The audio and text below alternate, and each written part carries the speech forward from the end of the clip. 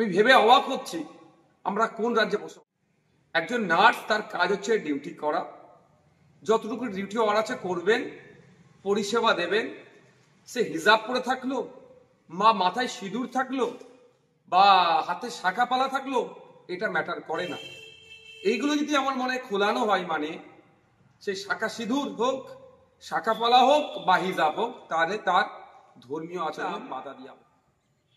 পশ্চিমবাংলার মুর্শিদাবাদ জেলার বহরমপুরে একটি বেসরকারি হসপিটালে প্রায় 2.5 বছর ধরে একটি নার্স ডিউটি করছিলেন। হঠাৎ তার হিজাব পরার কারণে তাকে বরখাস্ত করা হয়েছে, অর্থাৎ চাকরি থেকে তাকে চাকরিচ্যুত করা হয়েছে, চাকরি থেকে বাদ দেওয়া হয়েছে। আমি ভেবে অবাক হচ্ছি আমরা কোন রাজ্যে বসবাস করছি। একজন নার্স তার কাজ হচ্ছে ডিউটি করা, যতটুকু ডিউটি ওর আছে করবেন, পরিষেবা দেবেন। সে হিজাব পরে থাকলো, মাথায় সিঁদুর থাকলো, বা হাতে শাখা পালা থাকলো, এটা ম্যাটার করে না। এইগুলো যদি আমার মনে খোলানো হয়, মানে সে শাখা সিঁদুর হোক, শাখা পালা হোক বা হিজাব হোক, তাহলে তার ধর্মীয় আচরণে বাধা দেওয়া হচ্ছে। আমরা কোন রাজ্যে বসবাস করছি?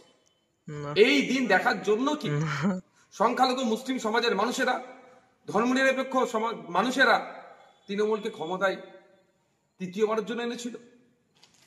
এই যেন মনে হচ্ছে অঘোষিত বিজেপি রাজ্যে আমরা বসবাস করছি।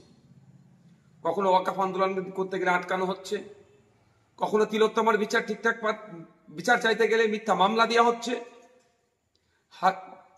হাসকালিতে আমার বোনটা এখনো বিচার পেল না, একের পর এক 26,000 চাকরি বাতিল হচ্ছে দুর্নীতির জন্য। ঠিক উত্তরপ্রদেশ চাকরি দুর্নীতি বাতিল হয়েছে। যেন অঘোষিত বিজেপি রাজ্যতে আমরা বসবাস করছি। আমরা এই কাণ্ডের জন্য চরম ধিক্কার নিন্দা জানাচ্ছি। অবিলম্বে স্বাস্থ্যমন্ত্রী তথা মুখ্যমন্ত্রীকে এই বিষয়ে হস্তক্ষেপ করতে হবে, এর কড়া একটা বিহিত করতে হবে। সাথে সাথে আমি হসপিটাল কর্তৃপক্ষকে বলবো, যে এই ধরনের নির্দেশনা দিয়েছে তার বিরুদ্ধে ব্যবস্থা গ্রহণ করুন। অবিলম্বে এই ধরনের অবাঞ্ছিত মন্তব্য, অসংসদীয় মন্তব্য, অসাংবিধানিক মন্তব্যকে আপনারা প্রত্যাহার করুন। কারণ ক্লিনিক্যাল এস্টাবলিশমেন্ট অ্যাক্টে কোনো জায়গায় উল্লেখ নাই যে হিজাব পরে ডিউটি করতে পারবেন না একজন নার্স, বা শাখা পরে পালা পরে ডিউটি করতে পারবেন না, এই ধরনের উল্লেখ নাই। তাহলে আপনারা কে? ক্লিনিক্যাল এস্টাবলিশমেন্ট অ্যাক্টকে আপনারা ভায়োলেট করছেন, ফান্ডামেন্টাল রাইটসকে আপনারা ভায়োলেট করছেন, ধর্মীয় স্বাধীনতা হস্তক্ষেপ করছেন। এগুলো মেনে নেওয়া যায় না। আর এটা নতুন নয়, এর আগে অধ্যাপিকাকে অপমানিত হতে হয়েছে। মাননীয় মুখ্যমন্ত্রী যেখানে নিজে হিজাব পরে ভোট চাইতে চলে যাচ্ছেন, সেখানে একজন হিজাব পরে তার কর্মক্ষেত্রে তার এই স্বাধীনতাটুকু নাই কেন? ঠিকঠাক করে কাজ করতে পারছে, তাকে চাকরিচ্যুত হতে হচ্ছে। এই অন্যায় মেনে নেওয়া যাবে না।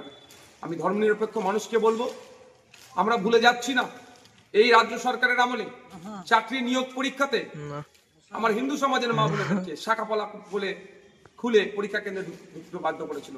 নওশাদ সিদ্দিকী তখনও প্রতিবাদ করেছে। এখন মুসলিম সমাজের একটি মহিলাকে হিজাব পরার জন্য চাকরিচ্যুত করেছে, তার জন্য প্রতিবাদ করছে।